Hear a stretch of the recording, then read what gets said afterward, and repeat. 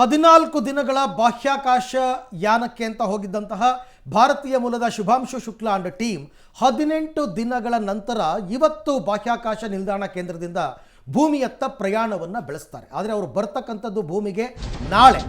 Axiom 4 mission ಯಶಸ್ವಿಯಾಗಿದೆ. ಇವತ್ತು ಭೂಮಿಯತ್ತ ಗಗನಯಾತ್ರಿ ಶುಭಾಂಶು ಶುಕ್ಲಾ ಪ್ರಯಾಣವನ್ನು ಬೆಳೆಸ್ತಾರೆ.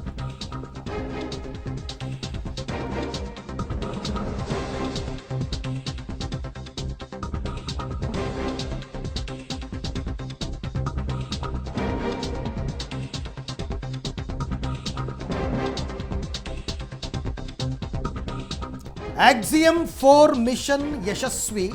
ಅವರು ಸೇಫ್ ಲ್ಯಾಂಡ್ ಆದ ನಂತರ ಕೂಡ ನಾವು ಯಶಸ್ವಿ ಅಂತ ಹೇಳಬೇಕು. ಇವತ್ತು ಭೂಮಿಯತ್ತ ಗಗನಯಾತ್ರಿ ಶುಭಾಂಶು ಶುಕ್ಲಾ ಹೊರಡ್ತಾರೆ.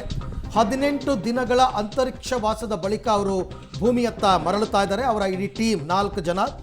7 ಪ್ರಯೋಗಗಳನ್ನು ಮಾಡೋದಕ್ಕೆ ಅಂತ ಶುಭಾಂಶು ಶುಕ್ಲಾ ಅವರಿಗೆ ಜವಾಬ್ದಾರಿಯನ್ನು ವಹಿಸಲಾಗಿತ್ತು. ಯಶಸ್ವಿಯಾಗಿ ಅದನ್ನು ಪೂರೈಸಿದ್ದಾರೆ. ಇವತ್ತು ಮಧ್ಯಾಹ್ನ ಅಂತಾರಾಷ್ಟ್ರೀಯ ಬಾಹ್ಯಾಕಾಶ ಕೇಂದ್ರ ISSನಲ್ಲಿ ಅನ್ಡಾಕಿಂಗ್ ಪ್ರಕ್ರಿಯೆಗಳೆಲ್ಲವೂ ಕೂಡ ಆರಂಭ ಆಗುತ್ತೆ. ನಾಳೆ ಮಧ್ಯಾಹ್ನ ಸರಿಸುಮಾರು 23 ಗಂಟೆಗಳ ನಂತರ ನಾಳೆ ಮಧ್ಯಾಹ್ನ ಭೂಮಿಯನ್ನು ಸ್ಪರ್ಶಿಸಲಿದ್ದಾರೆ ಗಗನಯಾತ್ರಿಗಳು. ಭೂಸ್ಪರ್ಶ ಅನ್ನೋದಕ್ಕಿಂತ ಹೆಚ್ಚಾಗಿ ಕಡಲ ತೀರಕ್ಕೆ ಬಂದು ಸಮುದ್ರದಲ್ಲಿ ಆ ಕ್ಯಾಪ್ಸೂಲ್ ಬಂದು ಇಳಿಯುತ್ತೆ. ಅಲ್ಲಿಗೆ ಅವರು ಭೂಮಿಗೆ ವಾಪಸ್ ಬಂದರು ಅಂತ ಸಮಸ್ತ ಭಾರತೀಯರ ಪ್ರಾರ್ಥನೆ.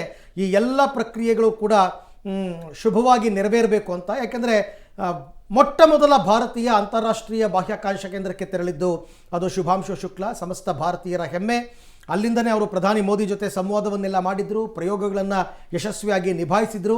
ಎಲ್ಲವೂ ಮುಗಿದ ನಂತರ ಇನ್ಫ್ಯಾಕ್ಟ್ ಅವ್ರು ಇವತ್ತು ಬರಬೇಕಾಗಿತ್ತು ಭೂಮಿಗೆ. ನಿನ್ನೆ ಶುರುವಾಗಿ ಅದು ಒಂದು ದಿನ ತಡವಾಯಿತು. ಇವತ್ತು ಪ್ರಕ್ರಿಯೆಗಳು ಆರಂಭ ಆಗುತ್ತೆ. ನಾಳೆ ಅವರು ಭೂಮಿಗೆ ಬರ್ತಾರೆ.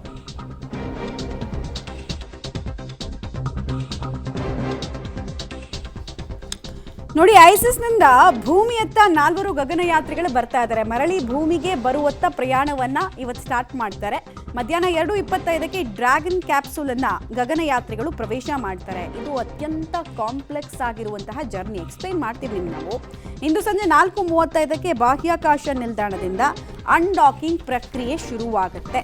ನಾಳೆ ಮಧ್ಯಾಹ್ನ 3 ಗಂಟೆ ಅಷ್ಟೊತ್ತಿಗೆ ಕ್ಯಾಲಿಫೋರ್ನಿಯಾದ ಕಡಲ ತೀರಕ್ಕೆ ಸ್ಪ್ಲಾಶ್ ಡೌನ್ ಆಗುತ್ತೆ. ಅಂದರೆ ನಾವು ಸಾಮಾನ್ಯವಾಗಿ ಈ ಚಂದ್ರನತ್ತ ಹೋದಾಗ ನಮ್ಮ ಸ್ಯಾಟಲೈಟ್ಗಳು ನಾವು ಅದನ್ನು ಸಾಫ್ಟ್ ಲ್ಯಾಂಡಿಂಗ್ ಅಂತ ಇದ್ವಿ.